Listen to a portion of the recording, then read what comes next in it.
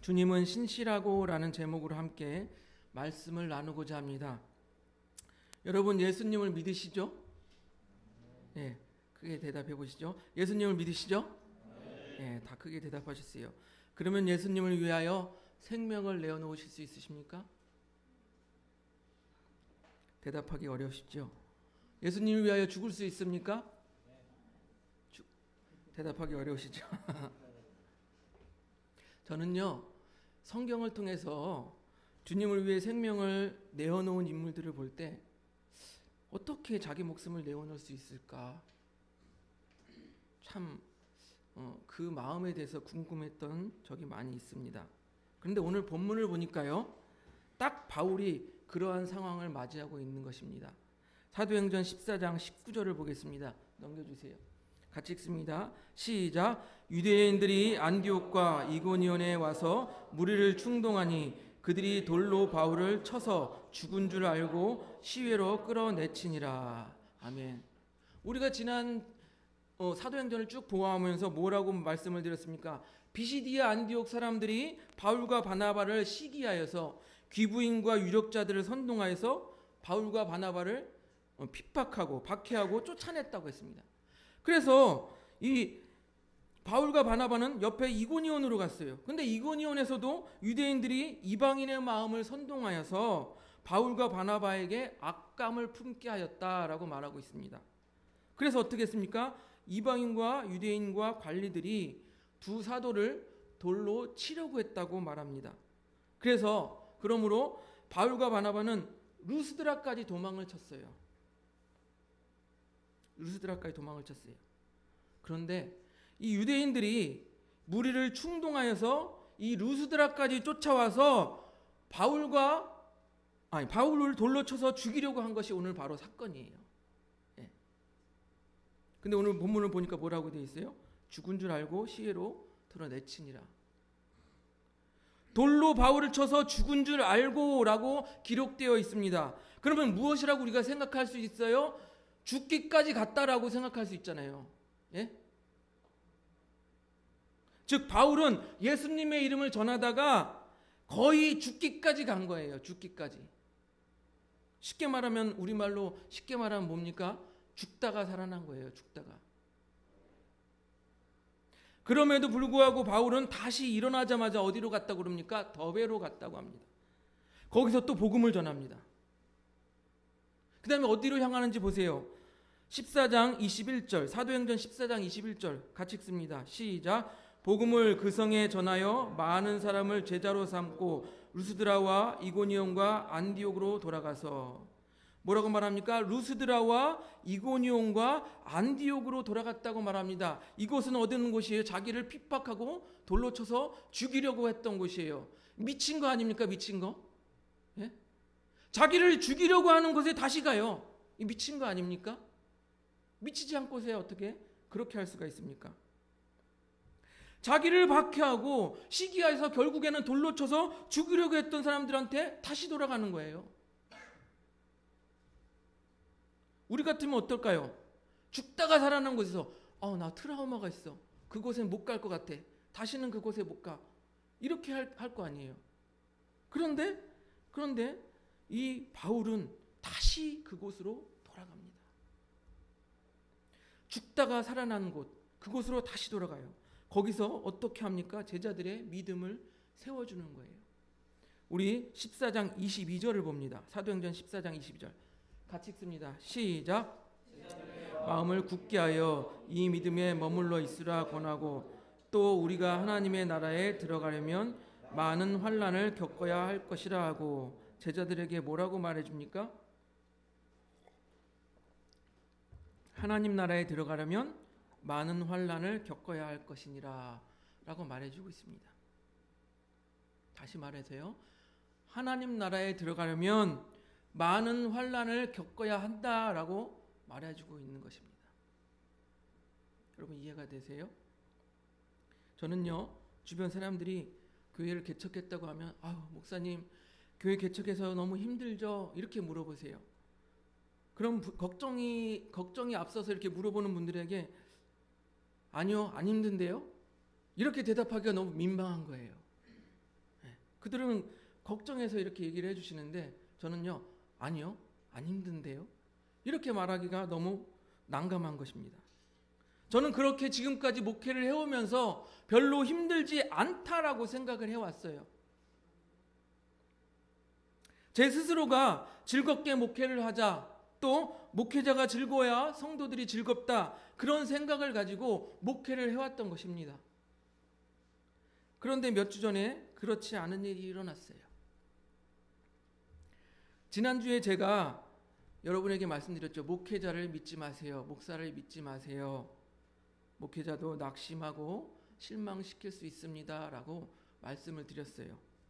어쩌면 오늘 여러분들이 그런 실망을 저에게 할 수 있을지 모르겠습니다. 딸아이가 학교가 시흥 능곡에 있었기 때문에 버스를 타고 학교를 가야 돼요. 그런데 여러분 지리를 아시다시피 시흥 능곡에서 또 학원을 가야 되는데 학원은 또 안산의 중앙동에 있어요. 항상 그러니까 아이가 힘들어하는 거예요. 학교 끝나고 거의 밥도 못 먹고 거의 학원에 가서 저녁 10시 정도가 되어야 끝나는 것입니다. 뭐 우리 때야 야자가 10시까지도 있고 뭐 11시까지도 있고 해서 그렇게 했다지만 그래도 아비된 마음에 딸아이가 안쓰러워서 제가 설교를 준비하는 날을 제외하고는 데리러 가곤 했습니다. 어느 날 딸아이를 태우고 오는데 딸아이가 저한테 폭탄 선언을 하는 거예요. 아빠 나 교회 안 갈래. 믿지도 않는데 교회 가서 1시간씩 앉아있는 거 힘들어. 또 버스 타고 여기까지 집에까지 오는데 2시간 3시간 나 힘들어서 안 나갈래. 그 얘기를 듣는 순간 저는 뒷목이 땡겨오기 시작했습니다.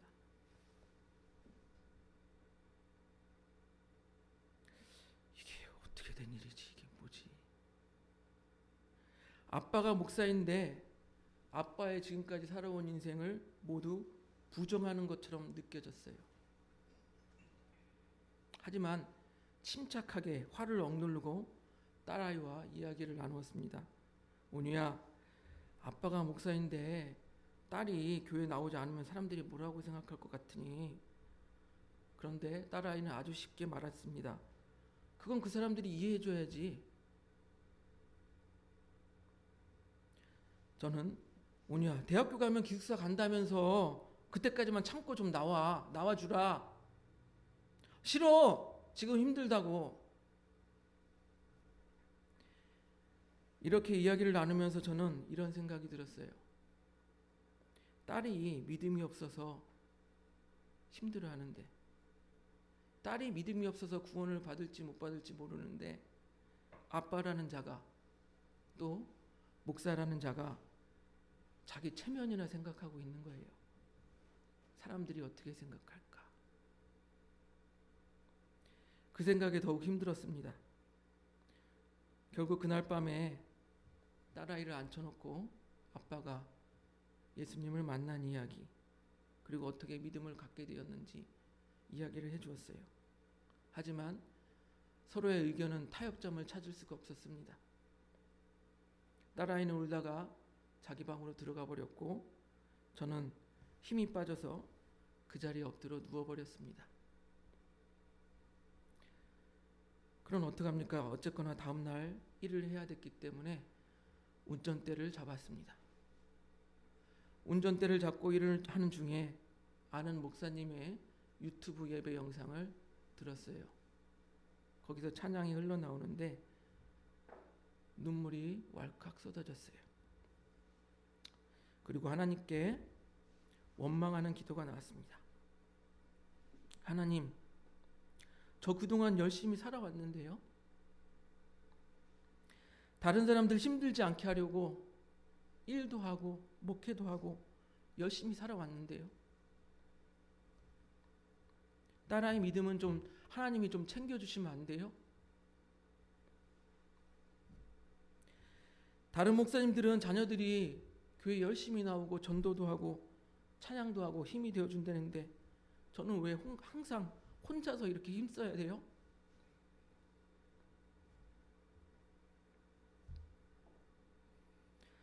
그러면서 저의 잘못도 돌아보게 되었습니다. 일한다, 목회한다 하면서 딸의 신앙을 제대로 책임지지 못했던 것입니다. 그것이 후회되었습니다. 그러면서 또한 저에게 살가웠던 딸의 모습도 떠올랐습니다. 감기 걸리면, 어릴 때였죠. 감기 걸리면 아빠 나 머리 아파 기도해줘. 전도사 때 제가 앞에 나가서 기타를 치고 찬양을 하면 앞으로 달려 나와서는 아빠 손을 붙잡고 우리 아빠야, 우리 아빠야 그러면서 아빠를 자랑스러워했던 딸의 모습. 그리고 저를 돌아보았습니다. 그동안 힘들지 않은 것이 아니라 마음의 상처가 쌓이고 쌓여서 이번 딸의 일로 폭발하게 되었구나, 이런 생각이 들었어요. 참고 누르고 누렸던 것들이 폭발하게 된 거예요. 1시간 정도 내내 운전을 하는데 눈물이 멈추질 않았습니다. 여러분, 저라고 왜 힘든 시간이 없었겠습니까? 동기들은 큰 교회 가서 막 이렇게 저렇게 사역한다고 다 얘기할 때 저는 작은 교회에서 사례비도 제대로 못 받고 공장에서 일을 하며 외국인 노동자들과 함께 쉬는 시간에 앉아서 나의 정체성은 무엇이지? 사역자인가 노동자인가? 그렇게 고민했던 시절도 있습니다. 또 어머니 모시고 허리가 아프시다고 해서 고대병원을 갔는데 검사비가 몇십만 원 비싸다는 이유로 어머니 검사 받으세요 말도 못하고 쭈뼛쭈뼛 다시 되돌아왔던 시절도 있습니다. 전도사로 사역할 때 담임 목사님에게 이게 네 목회야 내 목회지? 라며 손가락질 당하고 욕을 들었던 시절도 있습니다.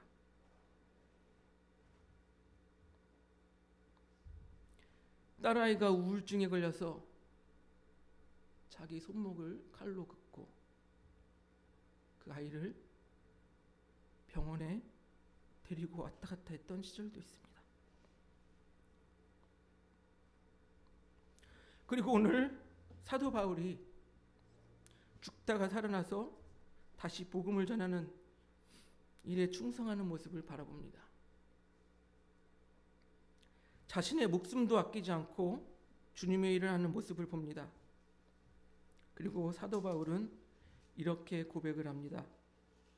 사도행전 20장 24절 넘겨주세요. 사도행전 20장 24절 같이 읽습니다. 시작.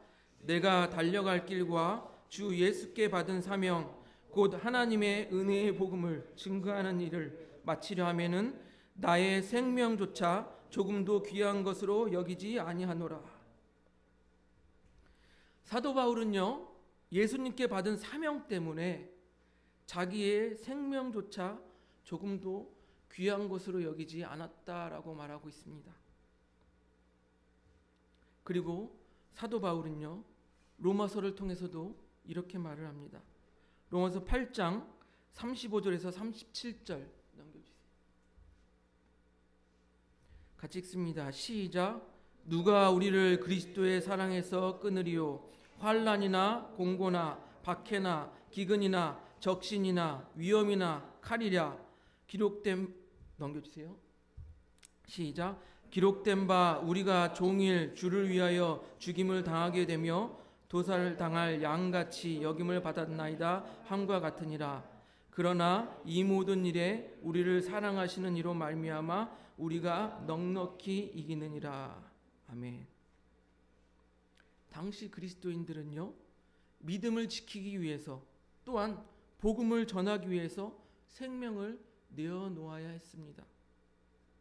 십자가에 화형당하는 일, 그리고 굶주린 사자에게 산채로 먹히는 일, 그리고 톱으로 팔과 다리를 켜는 일, 그런 일을 당해도 믿음을 버리지 않았어요. 사명을 버리지 않았습니다. 왜 그렇습니까? 우리를 사랑하시는 이로 말미암아 넉넉히 이기느니라. 누구 때문이요? 우리를 사랑하시는 이로 말미암아 넉넉히 이기느니라. 그 고난보다 예수님의 사랑이 더욱 큰 것을 알았기 때문에 믿음을 지킬 수 있었던 것이에요. 저 역시 목회자의 길을 간다고 할 때 믿지 않는 아버지로부터 이런 말을 들었습니다. 너 그거 해서 밥이나 먹고 살겠냐? 저는 이렇게 대답했습니다. 아버지, 먹고 살려고 하는 게 아니에요. 그리고 내심 속으로는 주를 위해 죽을 각오를 가지고 이 길을 가는 것입니다. 예수님께 받은 사랑이 너무 커서 그렇게 사는 것입니다. 속으로 그렇게 말을 했습니다. 사도 바울도 이와 같은 마음이 아니었을까 생각해 봅니다. 내가 달려갈 길과 주 예수께 받은 사명, 곧 하나님의 은혜의 복음을 증언하는 일을 마치려 하면은 나의 생명조차 조금도 귀한 것으로 여기지 아니하노라. 주님의 사랑이 내 생명보다 귀한 것을 아는 사람들은 그렇게 사는 거예요. 주님의 사랑이 너무 커서 내 생명보다 귀하다, 그렇게 생각하는 사람들은 그렇게 사는 거예요. 사랑하는 성도 여러분, 제가 처음 설교를 시작할 때 여러분에게 질문을 했습니다. 예수님을 위하여 생명을 내어놓을 수 있냐고 질문을 드렸어요. 여러분 어떻습니까? 예수님을 위해 생명을 내어놓을 수 있습니까?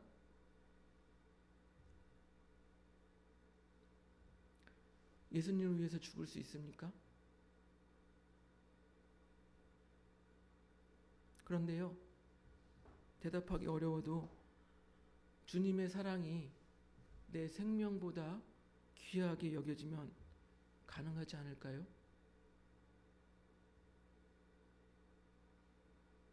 우리 마음속에 주님의 사랑이 내 생명보다 더 크게, 더 귀하게 여겨지면 내 생명을 내놓는 일을 할 수 있지 않을까요? 주중에 젊은 성도님들을 만나서 선교와 전도에 관하여서 이야기를 나누었습니다. 물론 100% 그분들이 다 그렇게 할 것이라 장담할 순 없지만 선교지에 가는 분들도 비슷한 마음일 거라고 생각이 됩니다. 주님의 사랑이 내 생명보다 귀하기 때문에 내가 선교지에 가서 고난을 당해도, 내가 선교지에 가서 죽음의 위협을 당해도 그 사랑을 전하여야겠다, 그 마음이 선교사님들에게도 있지 않을까요? 또 우리가 거리에 나가서 전도를 할 때 사람들이 외면합니다. 차가운 시선을 보내요. 손사래를 치면서 거절을 해요. 그런 일을 당해도 주님의 사랑이 내 생명보다 귀하다고 생각되어지면 그까지 거절, 그까지 시선 모두 이길 수 있지 않을까요? 로마서 5장 8절은 이렇게 말을 합니다. 넘겨주세요. 로마서 5장 8절 같이 읽습니다. 시작. 우리가 아직 죄인 되었을 때 그리스도께서 우리를 위하여 죽으심으로 하나님께서 우리에 대한 자기의 사랑을 확증하셨느니라. 예수님께서요, 우리를 위해서 죽으심으로 자기의 사랑을 보여주신 거예요. 예수님께서 우리를 위하여 죽으심으로 그 사랑을 보여주신 거예요. 그리고 우리는 그 사랑을 받은 자들이에요. 우리 모두 예수님의 생명을 내어주시는 그 큰 사랑을 받은 자들이라고요. 우리 모두 주님의 사랑을 내 생명보다 귀하게 여기며 넉넉히 이기는 삶을 사시는 우리 하늘봄교회 성도님들이 되시기를 주님의 이름으로 축복드립니다.